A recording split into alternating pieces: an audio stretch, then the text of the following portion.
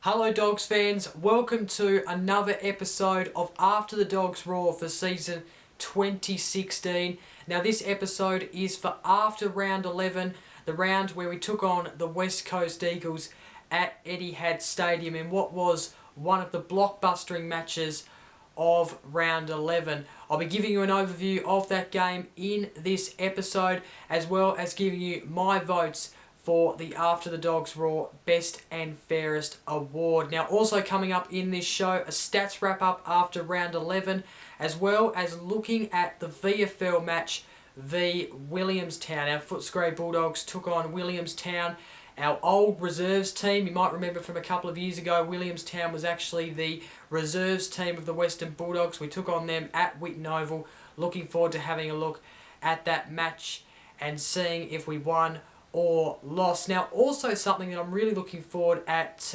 presenting on this show today is an overview of our women's team match v Western Australia. It was the curtain raiser to Sunday's match against the West Coast Eagles. Our women's team took on Western Australia in what was the curtain raiser, and looking forward to overviewing that game because I'm basically right behind women's footy. I think it's a great initiative that's coming in to our game. I've also got the Bevis burning question, a question from the round 11 clash, as well as looking towards next weekend's game away from home v Port Adelaide. Looking forward to having a look at that game because that will be a massive game of football. And then to top off the show, it is a great way to top off the show. It is the 5 fan questions, the best questions asked by you, the fans, in the Western Bulldogs forum. It's one of my favourite segments. Looking forward to answering your questions, or the 5 best questions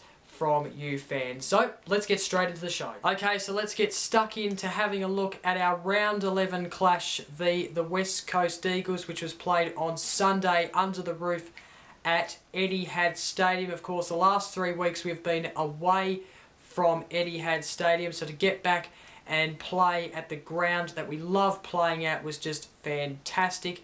And things didn't really start off very well for the Western Bulldogs. We had a late change going into this game on Sunday. Easton Wood was pulled from the side. He had a hamstring tightness, didn't quite get through the week, so he had to go out of the side, and Bailey Williams, however, was able to come into the side and have another crack in the senior side for 2016. So Easton Wood out, Bailey Williams in going into this game. Now the first quarter was an interesting start to this blockbustering fixture. Of course, we must admit that this was probably one of the blockbustering games of this round. Of course, there was a couple of other games that really did stand out in terms of the build-up to round 11, but this game was certainly one of those blockbusters that you basically had to watch on Sunday. So we started off well. Jack Redpath got the first goal. He actually got 2 very important goals in this first quarter,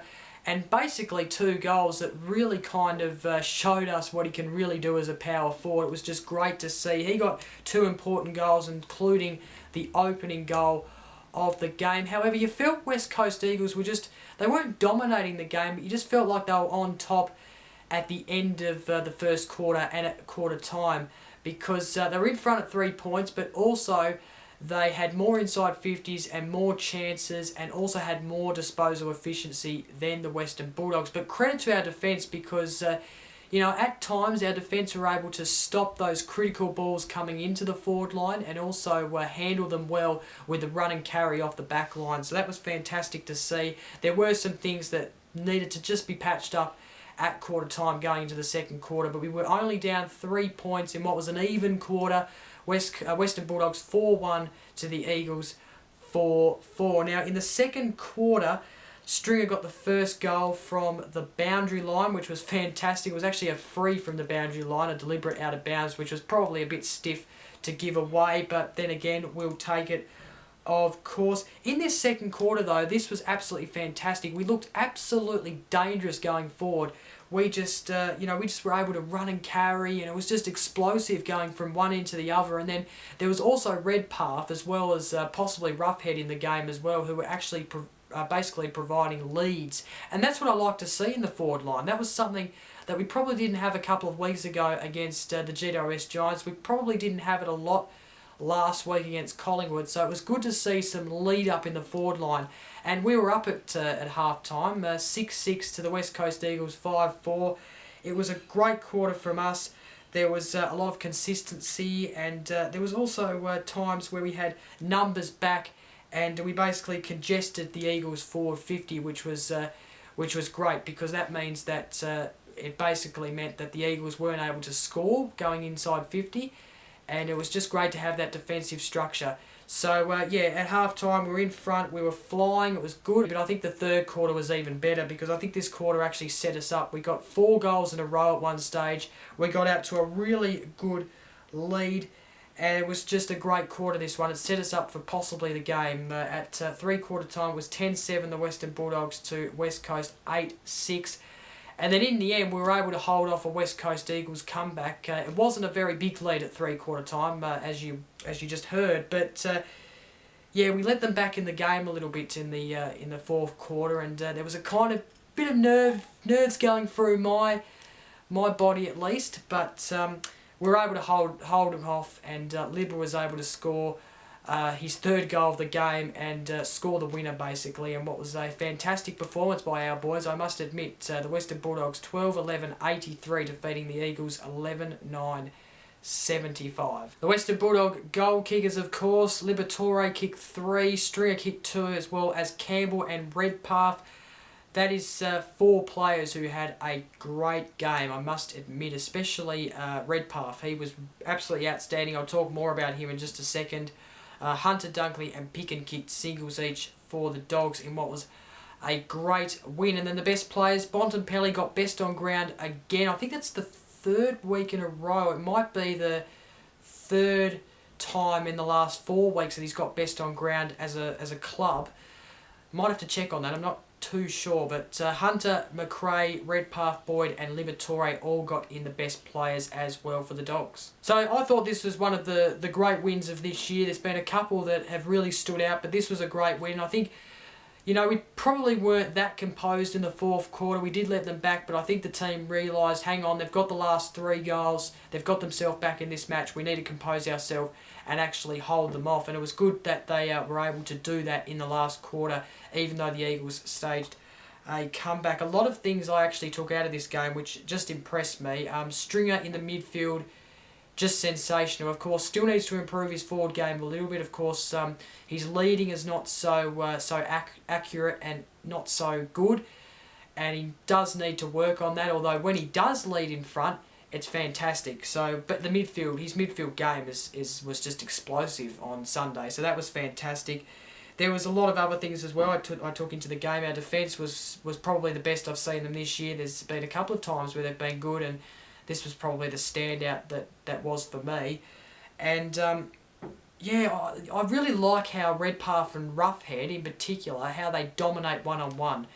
Roughhead did really well in one-on-one battles, and same with Redpath. He was just outstanding. He's really proving himself to be the power forward that we've needed for quite a long time, and it really puts Tom Boyd back in the VFL for quite a long time, doesn't it? Because I can't see them fitting into the side, or both fitting them in the side at this point, considering how our side looks at the moment. Overall, though, this was a great game to watch. It was an exciting win, and our defence was fantastic. Our run off the back line, our ability to be able to open up the Eagles' defence and get through to our forward line to kick goals was great. The only criticism I have of this game that was really poor was probably our goal kicking. there were times where we just couldn't quite execute our scoring opportunities, and that was something that we obviously need to work on again this week. And it's been a bit of a trend in the last couple of weeks, but I'm sure that Beveridge is going to be ensuring players to, to basically get to the training track and practice the kicking, because we can't be wasting opportunities every single game, because there's going to be one point where it will let us down and lead us to a loss, which we don't want. Okay, time now to have a look at my round 11 votes for the After the Dogs Roar Best and Fairest Award. Very tough again this week. There's probably about 5 players that deserve a vote, or possibly even 6 that deserve a vote in this week's award, but I can only give 3 blokes votes. So that's what I've done this week, and I've given 1 vote to start things off to Marcus Bontempelli. He had a stunning game once again. Didn't think he was the best player out there, but he certainly had a great influence on the game. He had 30 disposals in what was a great game by him. So he's got 1 vote for me. Tom Liberatore, I thought he was outstanding in this game. Got the 2 votes for me. He kicked 3 goals in this match, including a winner. And had a lot of the ball, which was good to see. Of course, his tackling is just one of the best parts of his game this season at least. He's just able to put pressure on and tackle opponents in great fashion. So Tom Liberatore gets 2 votes, and then 3 votes. God, he's having a good year, isn't he? He's leading our best and fairest. I'd be very surprised if he's not leading our best and fairest at this point, and that is Lachie Hunter. Had most disposals of the game out of any player in the game on Sunday. Just fantastic. He got 38 disposals. He got 163 fantasy points. I don't have him in my dream team. And, I regret it, because I wish I picked him at the start of the year. He's having a superb year. Best on ground for me by a mile. Great player. Got the 3 votes. Let's have a look at the leaderboard. So currently, Lachie Hunter leads the After the Dogs Roar Best and Fairest Award leaderboard after round 11. He leads on 11 votes, and Luke Dalhouse is level on second on 7 votes with Marcus Bontempelli. We have Jake Stringer there on 6 votes. JJ's been injured for a few weeks now, still holding a spot in the top 10. He's on 5 votes with Tom Liberatore. Shane Biggs on 4 votes. Wood, who didn't play on the weekend, of course, a late withdrawal, on 3 votes with Stevens, Picken, Boyd and Suckling. We've got Mitch Wallace there on 2 votes, and then Daniels, McRae and Adams. McRae, another one who, as well as Suckling, were probably unlucky to not poll a vote. But anyway, McRae, Daniels, Adams on 1 vote.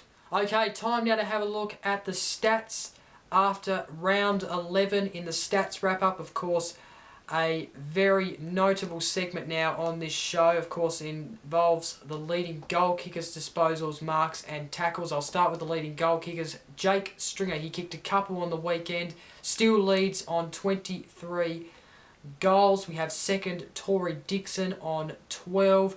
Third, Marcus Bontempelli and Toby McLean on 11 goals. And then fifth, Tom Liberatore and Jack Redpath on 10 goals. We then have the leading disposals. Lachie Hunter leads the disposals. I think he's in the top 5 still of the AFL leading disposals out of the whole league. I'll have to check that. Of course, watch the Ultimate AFL show, because I do the leading goal kickers, disposals, marks and tackles in that show as well. But he leads this one, of course, on 348 disposals. We've got second, Jack McRae on 311. We then have Luke Dalhouse third, 292. Matthew Boyd fourth on 277. And then fifth, Mitch Wallace on 268 disposals. We then have the leading marks. Matthew Boyd, probably one of the influential markers in our team this season. He leads, of course, on 79. Lachie Hunter is there in the top 5 on second with 74 marks. You then have Dale Morris third on 59 marks. Marcus Adams 1 mark behind him on 58. And then fifth is Liam Picken, rounding out the top 5 on 55 marks. And then finally, to end the stats wrap-up after round 11, we have the leading tackles. And Luke Dalhouse leads the tackles on 64 tackles. Tom Liberatore, though, he's second, and he's right up the neck of Luke Dalhouse. He's on 60, so just 4 tackles behind Luke Dalhouse. Third is Jack McRae on 50. Fourth is Jordan Roughhead on 42. And then finally, Liam Picken on 40 marks. Okay, time now to have a look at where we stand on the AFL ladder after round 11. Of course, you might remember that we were sitting 6th place after round 10 last week, after that Collingwood win, and what was a narrow win in the end. We got through it, and you could see that West Coast were actually in front of us on 5th by percentage. We were actually sitting on 5th in round 9, but of course percentage really played a part. So to be able to knock off the West Coast Eagles was a really big thing this week, because it means we've been able to book a spot in the top 4, at least for after around 11. We are on 32 points, level with Geelong. How exciting is that? We're level with Geelong, who are 3rd place. So exciting. We could potentially, if we win next week, we could potentially be higher than that. It's a beautiful thing to think about at the moment. Hawthorn there on 5th is also level on points with us as well. And GWS, of course, lost to Geelong. They've got 2 straight losses after that win against us. They are on 6 on 28 points. And we've sent the West Coast Eagles to 7th. So beautiful times at the club at the moment. We're in a beautiful spot on the ladder, that's for sure. Okay, Dogs fans, time to have a look at how our Footscray Bulldogs VFL side went in the VFL this past weekend, and yeah, not so good, unfortunately. They're up against Williamstown, who of course used to be our reserves side to the Western Bulldogs AFL side a fair few years ago, but we did the best thing of getting our own reserve side and get them playing at Whitten Oval, which was just a fantastic and a brilliant idea by the club. But anyway, it's not about that. It's about how our VFL side actually went in this game. And yeah, we're in it at quarter time, actually. It was Footscray 1-4-10 behind Williamstown 2-2-14. But the lead kind of drifted off a little bit, and even though we were down at half time, we kind of were still in it. 4-5-29 to Williamstown 6-9-45. This was kind of the quarter, though, the third quarter, where we kind of started to drift off a little bit. It was 6-10-46 Footscray to Williamstown 12-10-82, and then the fourth quarter we just drifted off a mile and gave Williamstown a pretty impressive win from their point of view. 19-14, 128 Williamstown defeated the Footscray Bulldogs 7-14, 56. Our goal kickers for this match, Watt kicked 2 as well as Dale, and then you had Russell, Stadley and also Adcock, who was playing in the VFL this week with singles. And the best players on the field for the Footscray Bulldogs, Webb got best on ground. You had Adcock second best. He must have played a good game of football, that's for sure. Hamling, Russell, Watt and Hamilton all got the best players as well. So on the VFL ladder, we currently sit 7th, and we've got a crucial game next week on Saturday against 10th placed Geelong at Whitten Oval. That game 11 AM on Saturday, just a couple of hours before our senior side take on the Power. Can our VFL side bounce back? Let's hope so. Okay, now also on Sunday, just before our boys took on the West Coast Eagles, our women's side actually played a curtain raiser against Western Australia in what is a great initiative, this exhibition series by the AFL. And of course next year, hoping to get that league full of, I believe, 10 teams. Hopefully the Western Bulldogs are in that league, by the way, and I'm sure they will be. But yeah, it just shows we're leading the way.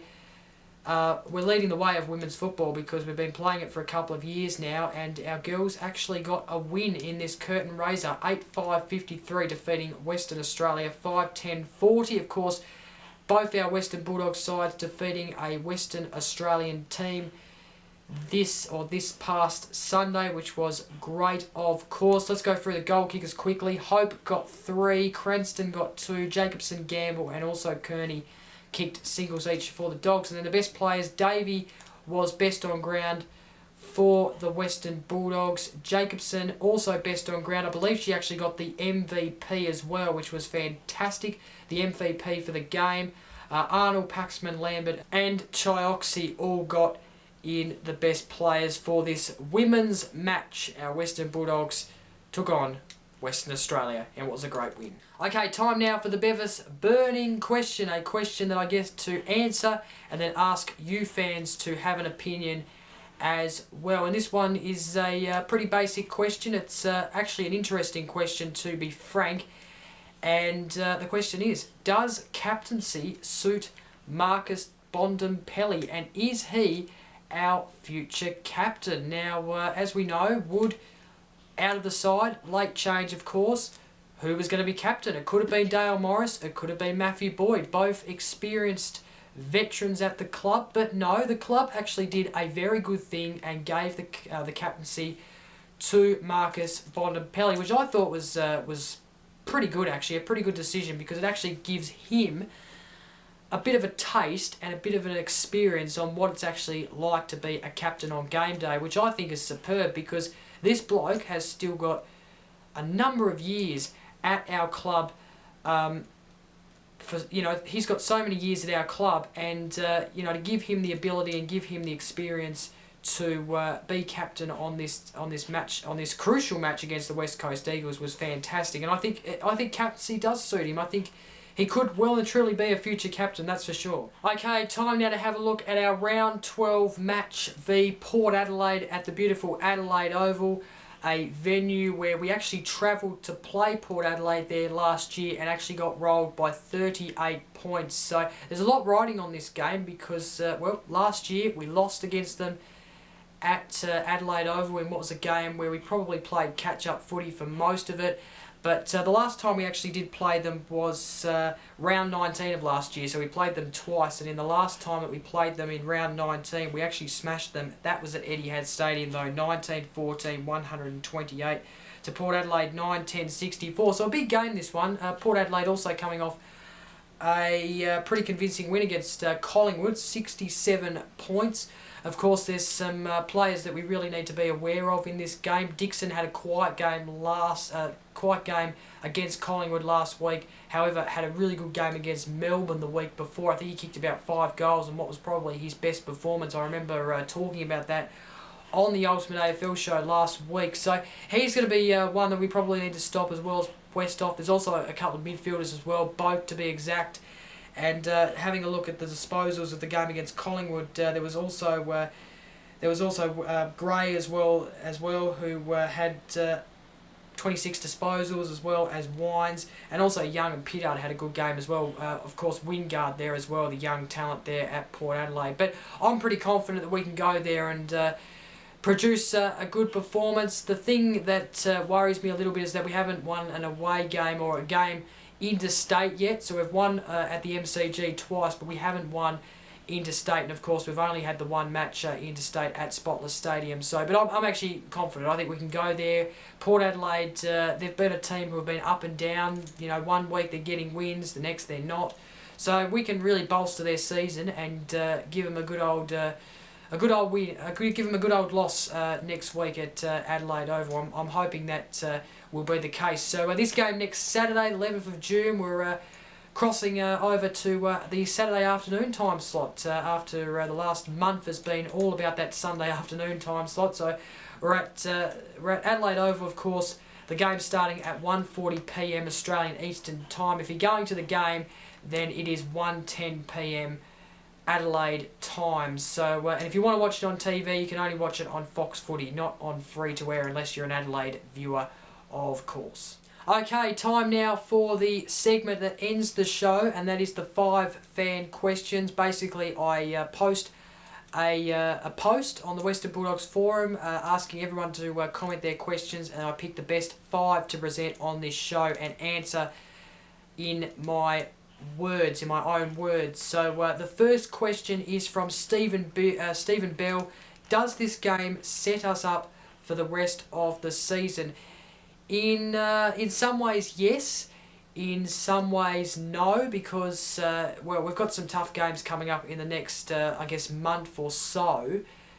And we've got 2 important games coming up before the bye. So we've got Port Adelaide next week, who I think we need to win to actually, I guess, like we've proved that we can obviously be a contender for the grand final this year, but winning away from home actually proves us to be more a contender, and winning those crucial away games also sets us higher up the ladder. So we've got to win against Port Adelaide. I think that's a must as well. But obviously Geelong at Etihad Stadium, we can do that, of course, considering Geelong's performance in the last month hasn't been good. And then we've actually got Sydney after the bye, which is going to be crucial, because that could be a team that we could verse in the finals potentially. So yeah, that's going to be a tough game at the SCG. I know we won there last year, but it's going to be tough this time round, and they could well and truly still be undefeated at that ground by round 15, I think the game is in. So in some ways it does, but in some ways it doesn't, because we've still got some tough games where we really need to win, and some more games to actually prove ourselves a bit more, even though we already have proved ourselves. But it was really good, that game. It really was, against the West Coast Eagles. Stringer in the midfield. Our run and press was back to probably what it was in the first 3 or so rounds, and then our backline is just superb at the moment. So in some ways, yes. In some ways, no. Next question is from Daryl Odgers. Have we finally found a power forward in Big Redders? Jack Redpath, of course. Yes, I think we have. I think he is, from what I saw on Sunday, the absolute beast of a forward that any club would want, I think. And, there's this talk that we should get Jenkins from Adelaide, and I think someone mentioned that possibly Patton from the GWS Giants. I don't think we need him. I think this bloke has the potential, like we saw on Sunday, to play up forward and be a key full forward player at our club. His ability to be able to run and lead for the ball, and then those strong hands are absolutely fantastic. 7 marks on the weekend, by the way, with the 11 disposals and the 2 goals that he had. Of course, both came in the first quarter, but still, he had some chances, of course, 2 behinds. He actually had some chances that he probably should have taken, so he probably could have had more goals. But his ability to be able to lead